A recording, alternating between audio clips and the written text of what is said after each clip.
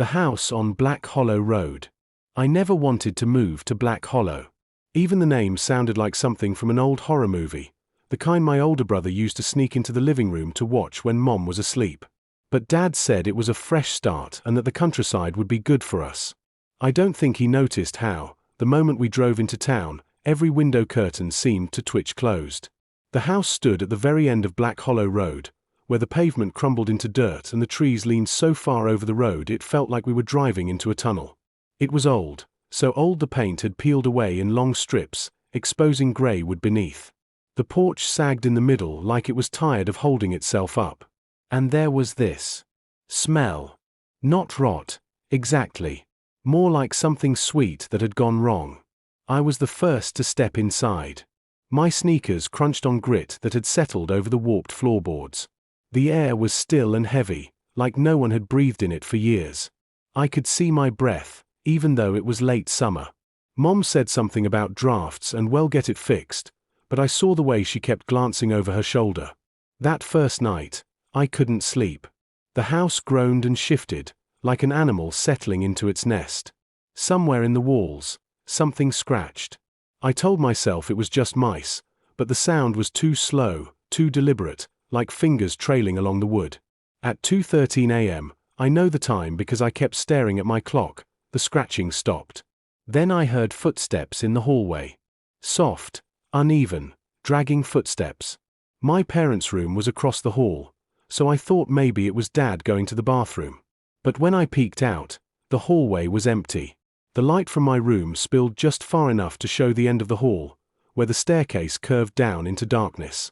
And there, halfway down the stairs, was a shadow.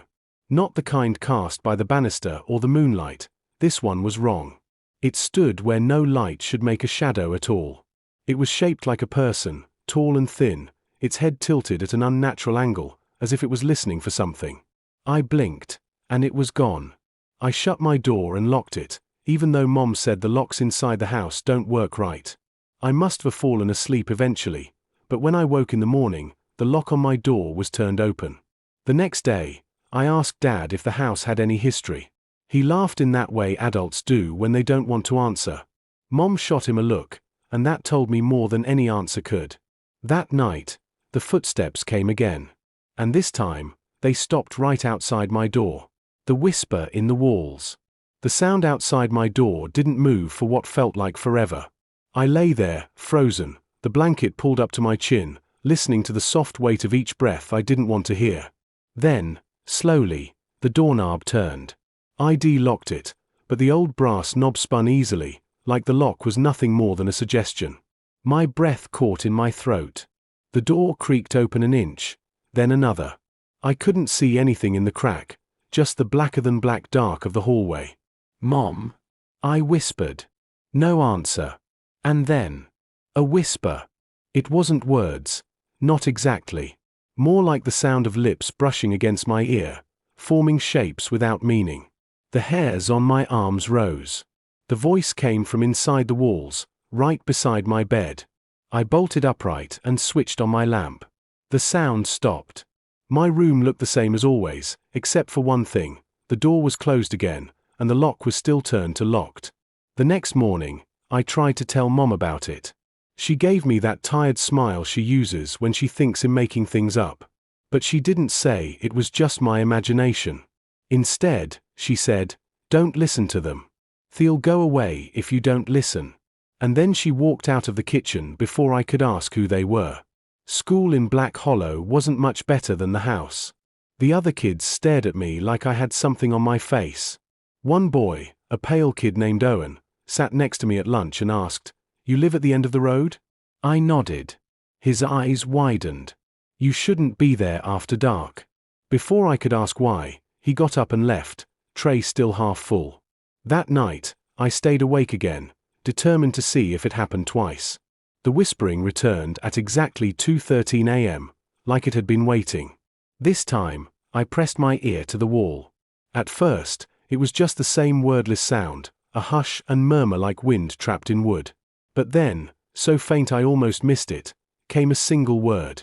"Stay." I jerked back. My lamp flickered and went out. From somewhere deep in the wall, something began to scratch, slow, deliberate, just like the first night. Only now it was moving, traveling from one side of the room to the other, like it was looking for a way out. And then, from behind me, the floor creaked. The face in the corner. I didn't dare turn around right away. My whole body went stiff, my fingers gripping the blanket so tightly they ached. The creak behind me was followed by a slow, dragging step. My mind scrambled for any excuse, Dad getting a glass of water, Mom checking on me, but the sound was wrong. Too heavy for Mom, too slow for Dad. Finally, I turned. In the far corner of my room, just beyond the reach of my lamp's dead bulb, something was standing. At first, I thought it was just the outline of my coat hanging from the chair, but as my eyes adjusted, the shape shifted. A pale face hovered in the dark. Its skin was so white it almost glowed, stretched too tightly over its cheekbones. The eyes were the worst, two empty pits, black and bottomless, and yet somehow staring straight at me. Its mouth was slightly open, showing teeth that were too long and too many. I couldn't move. It didn't blink. It didn't breathe. It just watched. Then, without a sound, it tilted its head the same way the shadow on the stairs had tilted its head that first night.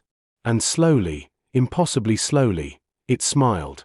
The smile spread wider than a human mouth should go, the skin at the corners tearing just slightly. My stomach turned. I wanted to scream, but the sound wouldn't come out. Suddenly, the thing jerked forward, only an inch, but enough to break me.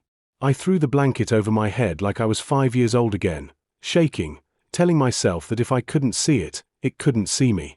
When I finally gathered the courage to peek out, the corner was empty. The next morning, there was a mark on the floor where it had been standing, a dark, wet stain in the shape of 2 bare feet. I didn't tell my parents. I didn't even tell Owen at school. But I started to notice something strange in the daylight.